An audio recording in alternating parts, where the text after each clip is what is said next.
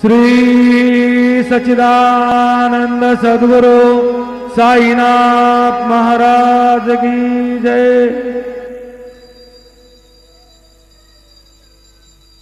इधर गए ना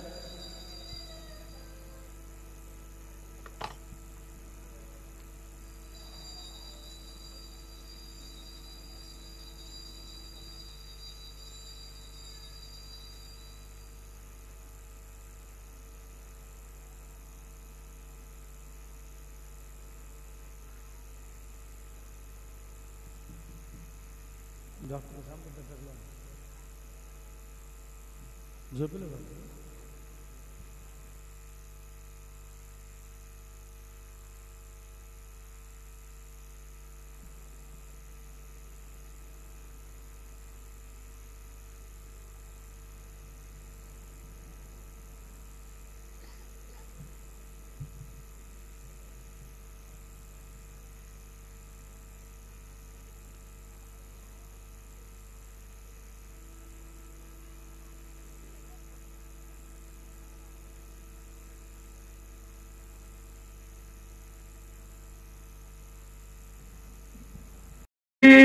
सच्चिदानंद सद्गुरु साईनाथ महाराज की जय।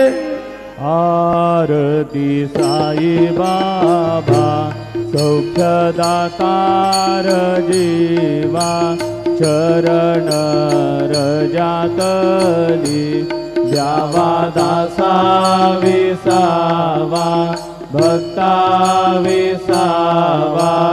आरती साई बाबा जाडूने आनंद सस्वरूपी राहे दंग मुमुक्षु जना दावी आलेलो डांगण वंदीन जरण डोळ्याने पाहिन रूप तुझे प्रेमे अलिंगेन आनंद पूजिन भावे वारिन म्हणे नाम त्वमेव माता च पिता त्वमेव त्वमेव बन्धुश्च सखा त्वमेव त्वमेव विद्या द्रविणं त्वमेव त्वमेव सर्वं मम देवदेव कायेन वाचा मनसेन्द्रियैर्वा बुद्ध्यात्मना वा प्रकृतिस्वभावात् करोमि यद्यत् सकलं परस्मै नारायणाय समर्पयामि।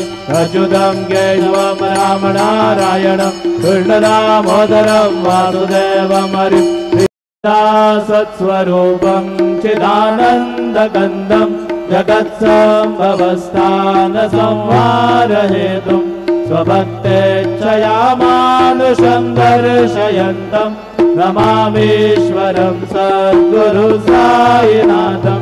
भवद्भान्तविद्वो समार्ताण्डभिड्यं मनोवागतीतं मुनिर्ध्यानगम्यं जगद्व्यापकं निर्मलं निर्गुणं त्वां नमामीश्वरं सद्गुरु साईनाथं। भवाम्भोधिमगणार्दितानां जनानां स्वपादाश्रितानां स्वभक्तिप्रियाणां समुद्धारणार्थं कलौ सम्भवन्तं नमामीश्वरं सद्गुरु साईनाथं। सदा निम्बवृक्षस्य मूलाधिवासात् सुधास्राविणं तीर्थमप्यप्रियन्तं करुङ्गल्पवृक्षादिकं साधयन्तं नमामीश्वरं सद्गुरु साईनाथं। सदा कल्पवृक्षस्य तस्यादिमूले भवद्भावबुद्ध्या सपर्यादिसेवा दृढाङ्कुर्वतां भुक्तिमुक्तिप्रदन्तं नमामीश्वरं सद्गुरु साईनाथम्। अनेकाश्रितादर्गलीलाविलासे समावेशकृतेष्वानभास्वत्प्रभावम् अहं भावहीनं प्रसन्नात्मभावं नमामीश्वरं सद्गुरु साईनाथं। सतां विश्रमाराममेवाभिरामं सदा सज्जनैः संस्तुतं सन्नमद्भिः जनामोदनं भक्तवदरप्रदन्दं नमामीश्वरं सद्गुरु साईनाथम् अजन्माद्यमेकं परब्रह्म साक्षात् स्वयं सम्भवं राममेवावतीर्णम् भवद्दर्शनार्थं पुनीतप्रभोऽहं नमामीश्वरं सद्गुरुं साईनाथम् श्री साईश कृपानिधे किल नृणां सर्वार्थसिद्धप्रद युष्मत्पादरज प्रभावमतुलं दाता विभक्ता क्षमः सद्भक्त्या शरणं कृताञ्जलिमुड सम्प्रार्पितोऽस्मि प्रभो श्रीमत्साई परेश पादकमलान् नान्यच्छरण्यं मम साई रूपधर राघवोत्तम भक्तकाम विबुध ध्रुवं प्रभो माययोपातचित्तशुद्धये चिन्तयाम्यहर्निशं मुदा शरत्सुधांशु प्रतिमप्रकाश कृपातपत्रं तव साईनाथ त्वदीयपादाब्जसमाश्रितानां स्वच्छायया तापमपाकरोतु उपासनादेव साईनाथ सबैर्मयोपासनिनास्तुतस्त्वं रमेन्मनोन्मे तव पादयुग्मे भृङ्गो यथाब्जे मकरन्दलुब्धः अनेकजलमार्जितपापसंशयो भवेद्भवत्पादसरोजदर्शनात् क्षमस्व सर्वानपराधपुञ्जकान् प्रसीद साई सद्गुरो दयानिधे श्री साईनाथ चरणामृतपूर्णचित्तात् सत्पादसेवनरता सततं च भक्त्या संसारजन्यदुरितोधवनिर्गतास्ते कैवल्यधाम परमं समवाप्नुवन्ति स्तोत्रमेतत्पठेद्भक्त्या यो नरस्तन्मनः सदा सद्गुरु साईनाथस्य कृपापात्रं भवेत् ध्रुवम् कुसो मम प्रियाम्बिका मजबरी पिता हिरुसो कुसो मम प्रियाङ्गना प्रियसुतात्मजा हिरुसो रुसो भगिनी बन्धुहि श्वशुरसासुबायिरुसो दत्त गुरु साई मामजबरी कधीरुसो पुसो न सुनमायित्या मजन भ्रातृजाया पुसो पुसो न प्रियसो यरे प्रिय सगे न ज्ञाति पुसो पुसो सुहृदना सखा स्वजननाप्तबन्धो पुसो परीन गुरु साई मामजबरी कधीरुसो पुसो न बला बोले तरुण वृद्धहीना पुसो पुसो न गुरु धाकुटे मजन तोरसाने पुसो पुसो न च भले बुरे सुजन साधुहीना पुसो परीन गुरु साई मजबरी कधीरुसो रुसो चतुरतत्त्वविद् विबुध प्राज्ञानी रुसो रुसो हि विदुषी स्त्रिया कुशल पंडिता हि रुसो रुसो महिपतियति भजगतापसी रुसो दत्त गुरु साई मामजबरी कधीरुसो रुसो कवि ऋषि मुनि अनघ सिद्ध योगी रुसो रुसो हि गृह देवता निगुल ग्राम देवी रुसो रुसो गल पिशाचहि मलिन डागिनी रुसो न दत्त गुरु साई मा मजवरी कधी रुसो रुसो मृग खग क्रोणी अखिल जीव जंतु रुसो रुसो विटप भ्रष्टरा अचल आपगामी रुसो रुसो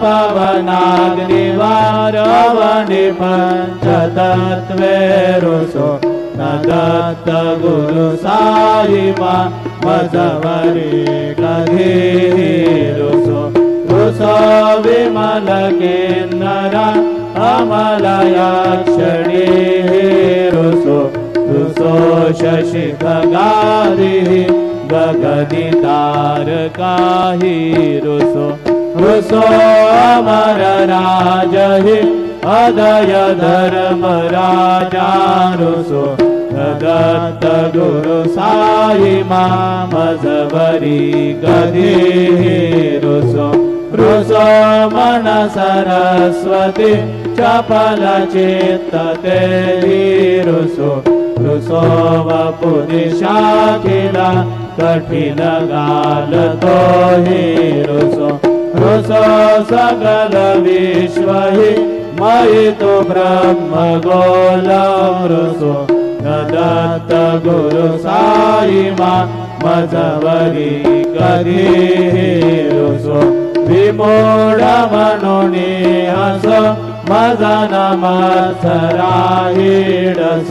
पदाभिरुचि उल्लसो जनन गरदमीना बसो न दुर्गा धृति साधसो अशिव भाव मागे कसो प्रपंची मन हेरुसो दृढ विरक्ति चित्तिडसो गुणाचे गृणानसो न च स्पृहा कशाची असो सदैव हृदयी वसो मनसि ध्यानि साई वसो पदे प्रणय रसो निखिल दृश्य बाबा दिसो दत्त गुरु साई मा उपरि याचनेला रुसो हरि ओम यज्ञेन यज्ञमयजन्त देवा तानि धर्माणि प्रथमान्यासन् तेहनागं महिमान सजन्त यत्र पूर्वे साध्याः सन्ति देवाः ओम राजाधिराजाय प्रसय्यसायिने नमो हयं वै श्रवणाय कुर्महे समे कामान् कामकामाय मह्यं कामेश्वरो वै श्रवणो दधातु कुबेराज वै श्रवणाय महाराजाय नमः ओम स्वस्ति साम्राज्यं भोज्यं स्वराज्यं वैराज्यं पारमेष्ट्यं राज्यं महाराजमाधिपत्यवयं समन्धपर्यात्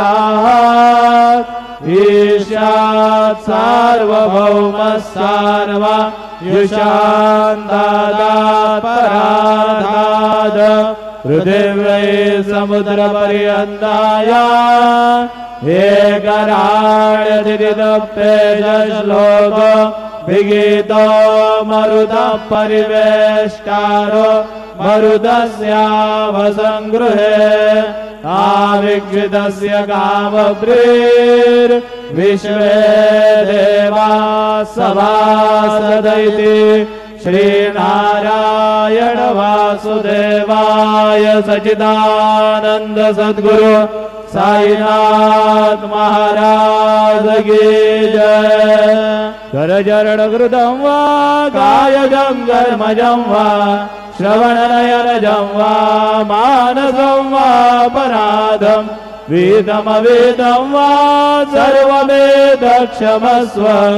जय जय करुणाब्धे श्री प्रभु साईनाथ श्री सच्चिदानंद सद्गुरु साईनाथ महाराज की जय।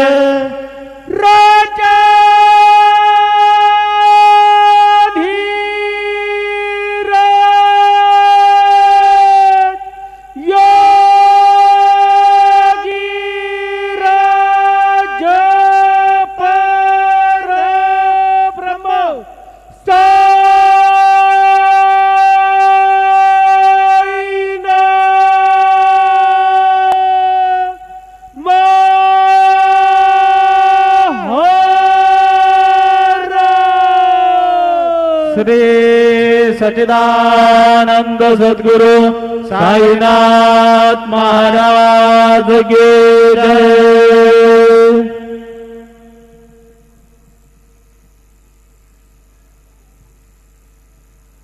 हरि ओम। आकृष्णेन रजसा वर्तमानो निवेशयन्नमृतं मर्द्यञ्च हिरण्येन सवितारथेन देवो जातिभुवनानि पश्यन्। नमः सवित्रे जगदैकचक्षुषे जगत्प्रसूतिस्थितिनाशहेतवे त्रयीमयाय त्रिगुणात्मधारिणे विरञ्चि नारायण शङ्करात्मन् यन्मण्डलं दीप्तिकरं विशालं रत्नप्रभं तीव्रमनादिरूपं तं देवदेवं प्रणमामि सूर्यं पुनन्तु मां तत्सवितुर्वरेण्यं। गुरुर्ब्रह्मा गुरुर्विष्णु गुरुर्देवो महेश्वरः गुरुः साक्षात् परब्रह्म तस्मै श्री गुरवे नमः।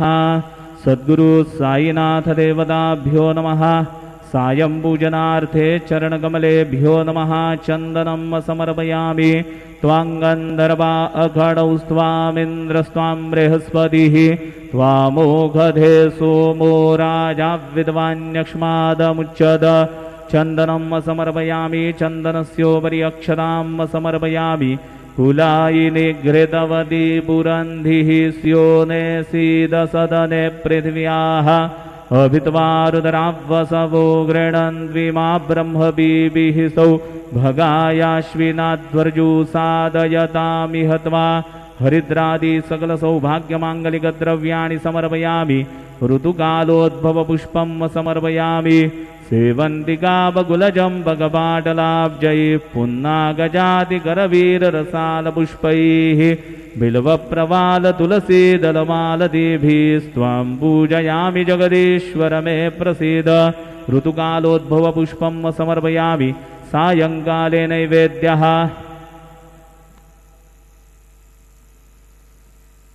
अन्नपतेन्नस्य नोदैझनमीवस्य सुख्मिनः प्रप्रदातारन्तारिक ऊरजन्नो देहि द्विपदे चतुःपदे चतुष्कोणमण्डलं कृत्वा तदुपरि नैवेद्यपात्रं निधाय गायत्रीमन्त्रेण पात्रं प्रोक्षयेत्।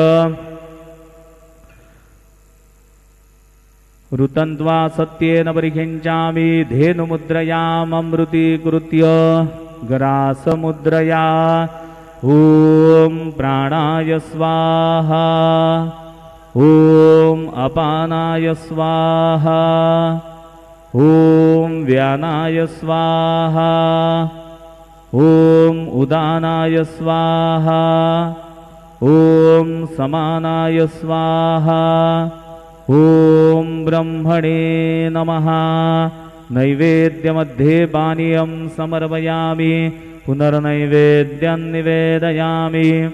ॐ प्राणाय स्वाहा ॐ अपानाय स्वाहा ॐ व्यानाय स्वाहा ॐ उदानाय स्वाहा ॐ समानाय स्वाहा ॐ ब्रह्मणे नमः।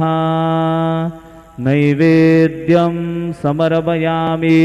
हस्तप्रक्षालनं समर्पयामि। मुखप्रक्षालनं समर्पयामि।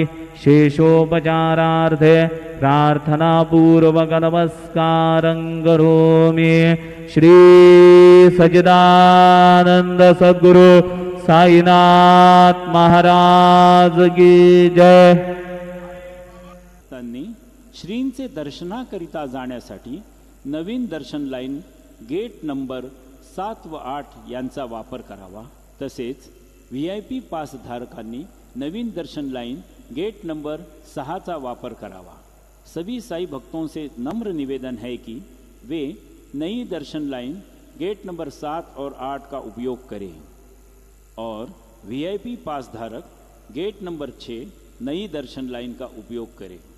All Sai devotees are requested to use gate number 7 and 8 of New Darshan line for Sri Sai Baba's darshan.